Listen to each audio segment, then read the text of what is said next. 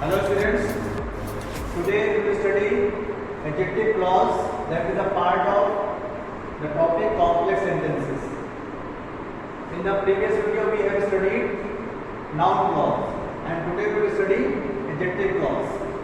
तो देखो बेटा adjective clause बनाने के लिए हमें relative pronoun जो conjunctions आपको होते हैं जैसे आपका who है, whom है, whose है, which और that इनका आप यूज करेंगे और इसके अलावा और होते हैं रिलेटिव एडवर्ब होते हैं उन्हें यूज करेंगे। तो पहले हम पढ़ते हैं रिलेटिव प्रोनाउंस को। देखिए हु, whom और whose इनको हम यूज करते हैं पर्सन्स के लिए, which को हम यूज करेंगे नॉन लिविंग ऑब्जेक्ट्स के लिए और एनिमल्स के लिए यूज करेंगे, ठीक है ना। और that को हम यूज करते हैं मतलब कहने का नॉन लिविंग और लिविंग दोनों के लिए यूज करते हैं, ठीक है ना। लेकिन हम इसको बाद में पढ़ेंगे, स्पेशल यूज पढ़ेंगे that का। फिलहाल हम क्या पढ़ रहे हैं, फिलहाल हम पढ़ रहे हैं who, whom, whose और which, ठीक है। देखिए एग्जांपल लिखा हुआ है do you know the boy, he has topped the class. अब यहाँ देखिए एक प्रोनाउन इसमें आया हुआ है ही। अब जरा देखिए इसमें इस सेंटेंस में यहाँ पर कौन सा ऐसा नाउन या प्रोनाउन ऐसा है जिसका रिलेशन इससे रिलेटिव प्रोनाउन जो आपको ये यूज किए गए who, whom, whose और which इनके पहले एंटीसीडेंट का होना बहुत जरूरी है। और एंटीसीडेंट आपका हो सकता है तो नाउन होता है कि आपका प्रोनाउन होता है। अब यहाँ देखिए जो ही है ये बॉय किया है और बॉय क्या है, एक पर्सन है, तो उसके लिए हम क्या यूज करेंगे who, whom और whose में से कोई एक यूज करेंगे। अब यहाँ देखिए बेटा ये जो आपका ही है पता है कौन सा केस वाला है, आपके केस होते हैं तीन, नॉमिनेटिव केस, ऑब्जेक्टिव केस और पॉजिटिव केस। उसी अकॉर्डिंग आपका हु है, हु आपका नॉमिनेटिव केस है, हुम आपका ऑब्जेक्टिव केस है और हुज आपका पॉजिटिव केस है। तो हम इसके अकॉर्डिंग हम यहाँ पे यूज करेंगे। तो इसका लिखेंगे आंसर लिखेंगे do you know the boy. अब देखिए ही के लिए यहाँ पर क्या आएगा, हु आएगा, ये आपका हु होगा रिलेटिव प्रोनाउन। और इसके पहले देखिए एंटीसीडेंट क्या दिया, बॉय दिया हुआ है। इसमें एंटीसीडेंट का होना मस्ट है, अगर एंटीसीडेंट इसमें नहीं दिया होगा तो आपकी जो आपके एडजेक्टिव क्लॉज नहीं कहलाएगी। रिलेटिव प्रोनाउन का मतलब ये होता है कि उसके पहले एंटीसीडेंट होना जरूरी होता है। यहाँ देखिए हु है, हु के पहले आपका बॉय आ गया, बॉय आपका नाउन है जो कि एंटीसीडेंट है और एंटीसीडेंट आपका नाउन है, प्रोनाउन दोनों में से कोई एक आपका हो सकता है। आगे हम इसमें बता देंगे पूरा हु हैज टॉप्ड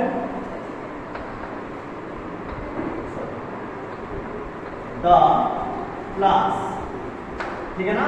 और लास्ट हम यहाँ पे क्या लगाएंगे, क्वेश्चन मार्क लगाएंगे, बिकॉज ये जो पंक्चुएशन मार्क आपका है वो डिपेंड करता है कि आपकी जो प्रिंसिपल आपकी जो क्लॉज है वो किस टाइप की है, मतलब वो सेंटेंस आपका किस टाइप का है।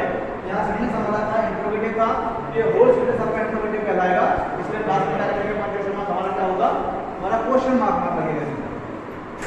आपका अगला एग्जांपल है he met a lady, they rewarded her at the function. अब देखिए लेडी का संबंध किससे है, यहाँ पर देखिए दे सूत्र से हो नहीं सकता, यहाँ पर जो लिखा है हर, इसके लिए लेडी के लिए आपका आया है, ये आपका रिलेटेड है हर और लेडी, ठीक है ना।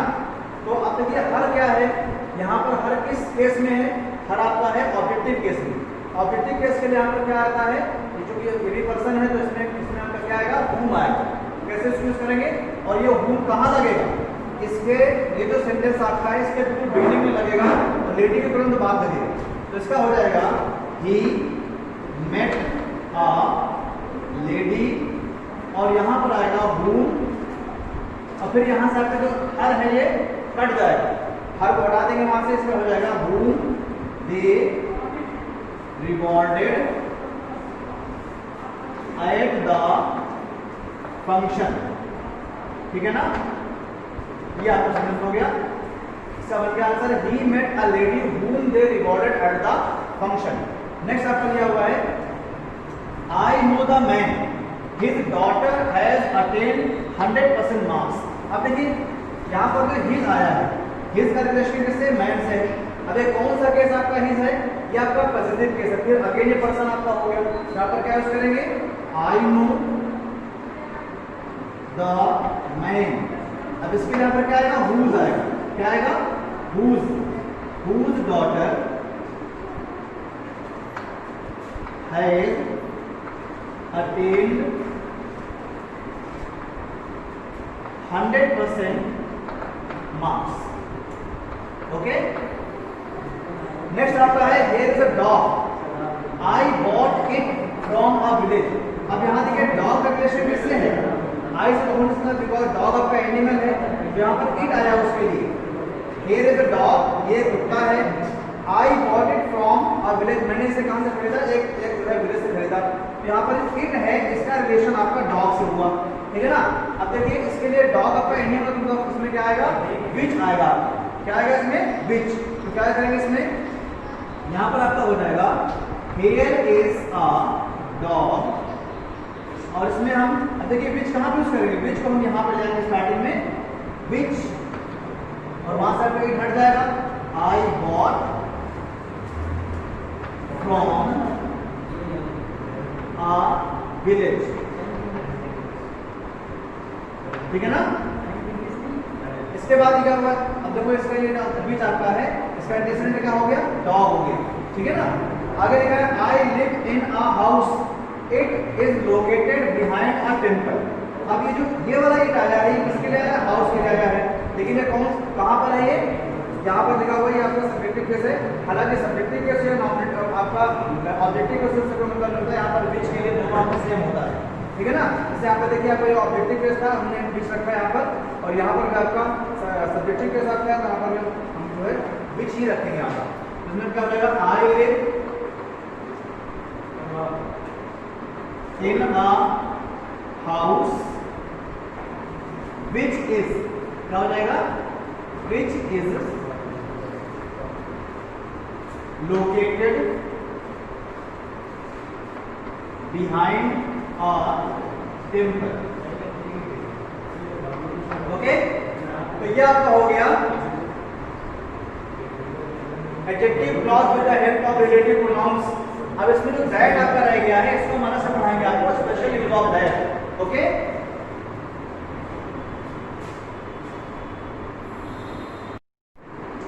बेटा सर नेक्स्ट देखिए आपका, नेक्स्ट आपका है रिलेटिव एडवर्ब. अब हम कैसे बनाएंगे रिलेटिव एडवर्ब से, कैसे इस क्लॉज को बनाएंगे? तो इसके जो कंडीशंस आपको होंगे when, where, why and how. When को यूज करेंगे टाइम के लिए, वेयर यूज करेंगे प्लेस के लिए, व्हाई यूज करेंगे रीजन के लिए, एंड हाउ यूज करेंगे मेथड के लिए. ठीक है ना. तो देखिए लिखा है do you know the time the exam will start. यहाँ पे टाइम आ गया. टाइम के लिए क्या यूज करेंगे? व्हेन यूज करेंगे. क्या हो जाएगा? Do you know the time when the exam will start, है ना. और यहाँ पर जो पंक्चुएशन मार्क आपका लगेगा, ध्यान रखेंगे. तो आपकी प्रिंसिपल क्लॉज आपकी है वो किस टाइप का सेंटेंस आपका है. तो यहाँ पर सेंटेंस आपका इंट्रोगेटिव, तो वहां पर क्या लगाएंगे? क्वेश्चन मार्क लगा देगा. ओके. इसके बाद नेक्स्ट आपका है I want to visit Ayodhya. ठीक है ना. Ram was born there. ठीक है. तो अब देखिए यहाँ पे अयोध्या क्या है? प्लेस है. तो प्लेस के लिए क्या आएगा? वेयर आएगा. I want to visit Ayodhya, और यहाँ पे यूज कर देंगे वेयर राम वॉज बॉर्न. याद रखेंगे उसके तुरंत पहले जो आपका दिया हुआ नाउन दिया हुआ है, प्रोनाउन दिया कुछ भी दिया हो, तो आपका क्या होता है? That is antecedent. और एंटीसीडेंट का होना बहुत ही जरूरी है इस क्लॉज में. अदरवाइज वो आपकी क्लॉज एडजेक्टिव क्लॉज आपकी नहीं होगी. बिकॉज सारे कंडीशंस आप यूज कर चुके हो उसमें, नाउन क्लॉज में यूज कर चुके हो. लेकिन नाउन क्लॉज में क्या था? नाउन क्लॉज जब आपने बनाई थी तो वहां पर कोई भी इंटेंशन वहां पे नहीं था. तो इसको हम पहचानने का तरीका हमारा सिर्फ यही है, केवल एडजेक्टिव क्लॉज आपकी जो होगी उसमें इन कंडीशंस के पहले आपका जो क्या बोलते हैं एंटीसीडेंट आपका वहां पे जरूर दिया होगा. अदरवाइज वो एडजेक्टिव क्लॉज आपकी नहीं होगी. आगे लिखा है he does not know the reason she is crying in the room. अब देखिए रीजन के लिए इसमें क्या आएगा? why आएगा. यहाँ पे होगा he does not know the reason why she is crying in the room. Okay. Last दिया हुआ है please tell me the method you have solved the question somehow. अब somehow क्या शो करता है? मेथड शो करता है, मतलब how. इसमें आपका आ जाएगा please tell me the method how you have solved the question. इसका जो somehow है आपका हट जाना है यहाँ से. ओके. तो इस तरीके से हमने ये पढ़ा रिलेटिव एडवर्ब के जो कंडीशन आपने वो पढ़े, और रिलेटिव आपने जो प्रोनाउन को पढ़े थे अभी, है ना. तो this way we have completed this topic adjective clause, and I hope that this topic has been understood by you very well. Thank you.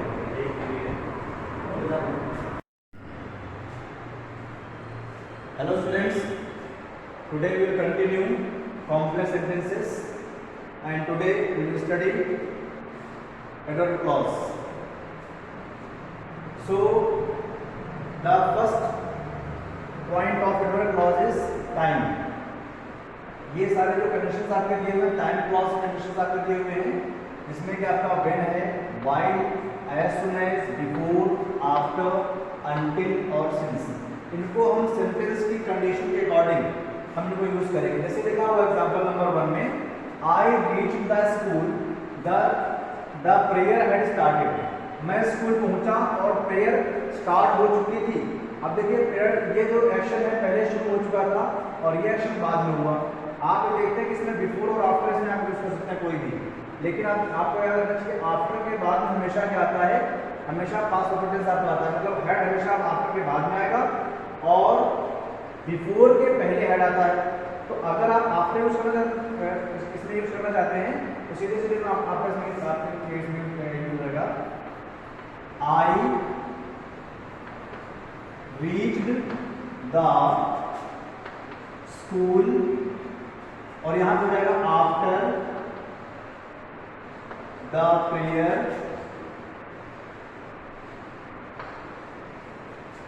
Had started. मतलब क्या हुआ इसका कि प्रेयर शुरू होने के बाद में स्कूल पहुंचा, ठीक है ना। तो यहां पर आपका आफ्टर लग गया कंडीशन आपका, ठीक है ना। अगर आपको बिफोर यूज करना है तो बिफोर करने के लिए क्या करना पड़ेगा, इस सेंटेंस को पहले लाना पड़ेगा। इसका बन जाएगा the prayer had started before I reached the school, ये बन जाएगा आपका, ठीक है ना। इसमें कुछ भी आप यूज कर सकते हैं। आगे लिखा हुआ है example number 2, the teacher entered the class the student stopped making noise. अब देखिए यहाँ पर क्या है कि जैसे उसने एंटर किया क्लास में, बच्चों ने शोर करना बंद कर दिया। तो आपको समझ में आ रहा होगा इसमें कौन सा कंडीशन लग जाएगा, ये लग जाएगा एज सून एज। तो इसमें बनेगा as soon as the teacher entered the class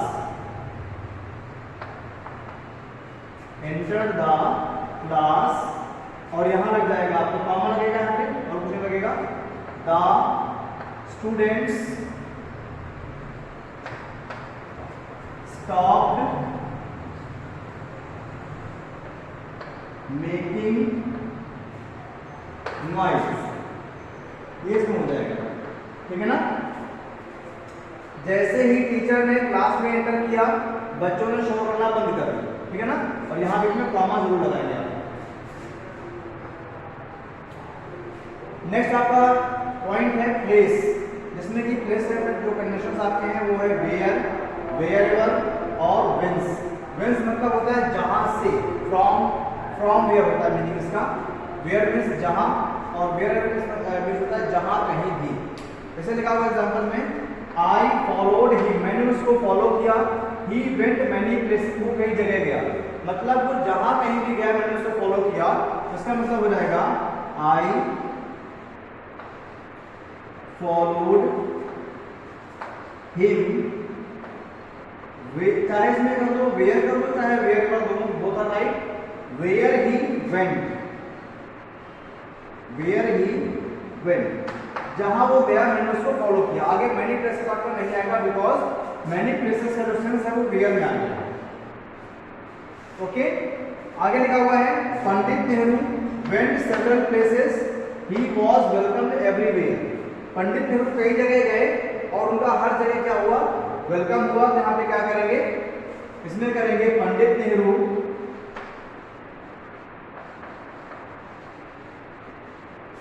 was welcomed, Pandit Nehru was welcomed wherever, जहां कहीं भी वो गए, wherever he went, ये कर पंडित नेहरू का सम्मान हुआ जहां कहीं पर भी वो गए। यहाँ पर आपका wherever आ जाएगा। आपका where इसमें लग सकता है, कोई इसमें बड़ी बात नहीं, ठीक है ना, ओके।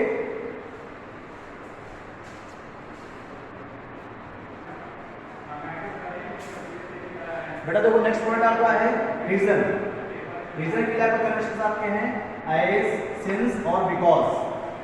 देखिए एज और सिंस को हम मोस्टली क्या करते हैं, सेंटेंस की बिगनिंग यूज करते हैं। बिगनिंग का मतलब ये हुआ ये सारे रीजन के लिए जो सेंटेंस आपका रीजन बताएगा, जो पार्ट सेंटेंस का जो क्लॉज होगी जो रीजन को डिफाइन करेगी, हम उसके साथ में कंडीशन यूज करेंगे। अब यहाँ देखिए लिखा है ही वॉज इल और ही did not attend the exam. तो एज और सिंस को हम आप यूज करेंगे जब कोई क्लॉज ऐसी हो जो रीजन बताओ और बिगनिंग में दी। जैसे आप दिया ही वॉज इल और ही did not attend the exam, तो अटेंड उसने एग्जाम को अटेंड क्यों नहीं किया, बिकॉज वो जो है बीमार था। ये क्या हुआ, रीजन हुआ। तो हम रीजन के लिए हम यूज कर सकते हैं एज और सिंस, दोनों में से कोई एक, है ना।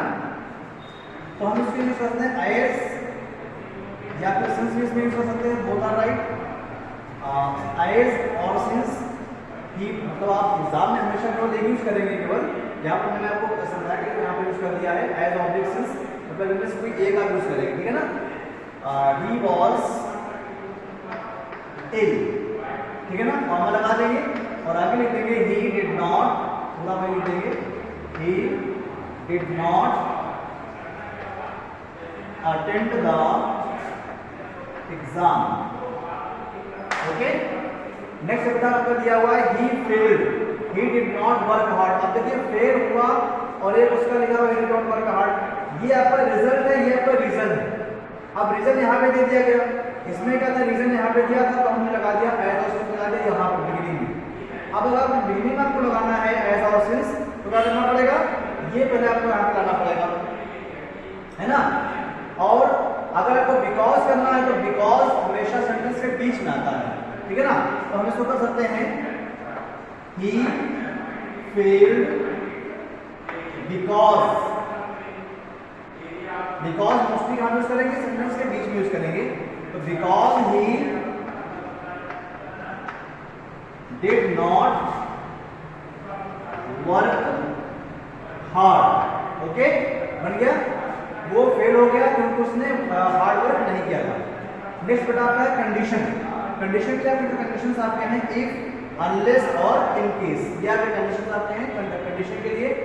अब देखो जैसे एग्जांपल लिखा हुआ है you will come to me, तुम मेरे पास आओगे, I will give you my notebook, मैं अपनी नोटबुक दूंगा।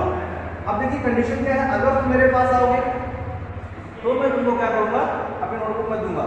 जब सेंटेंस में दोनों जो है आपके जो सेंटेंस है, अगर दोनों सेंटेंस अगर फ्यूचर में बने, दोनों सेंटेंस टेंस आपका है जो फ्यूचर में हो, तो जो कंडीशनल क्लॉज आपकी होगी, कंडीशनल क्लॉज वो हमेशा प्रेजेंट में आएगी, सिंपल प्रेजेंट में आएगी।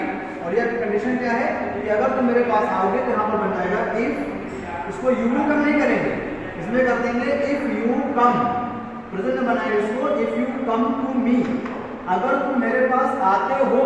कंडीशन ये है अगर तुम मेरे पास आओगे, मीनिंग उसका ये नहीं, अगर तुम मेरे पास आओगे, लेकिन इसका जो ग्रामेटिकल इसका जो रूल है वो ये है कि कंडीशन जो क्लॉज आपकी होती है वो आपकी बनेगी किसमें, सिंपल प्रेजेंट में बनेगी। और जो आपकी प्रिंसिपल क्लॉज जो आपकी होगी, उसमें प्रिंसिपल क्लॉज बोलेंगे, वो आपकी होगी किसमें, फ्यूचर टेंस में होगी। ये बन जाएगा if you come to me I will give you my notebook. Okay बेटा, नेक्स्ट क्या होगा, work hard you will succeed, मेहनत करो और तुम सफल होगे। कंडीशन क्या है, मेहनत करो, तो इसमें कर सकते हैं आप, इसमें भी मान लीजिए ये करना पड़े अनलेस, अनलेस मतलब होता है जब तक कि नहीं, जब तक तुम मेहनत नहीं करोगे तुम सफल नहीं होगे। याद रखिए अनलेस वाला जब हम यूज करेंगे तो पहली बात ये है अनलेस के साथ में कभी सेंटेंस नेगेटिव नहीं होता, पहली बात, ठीक है ना।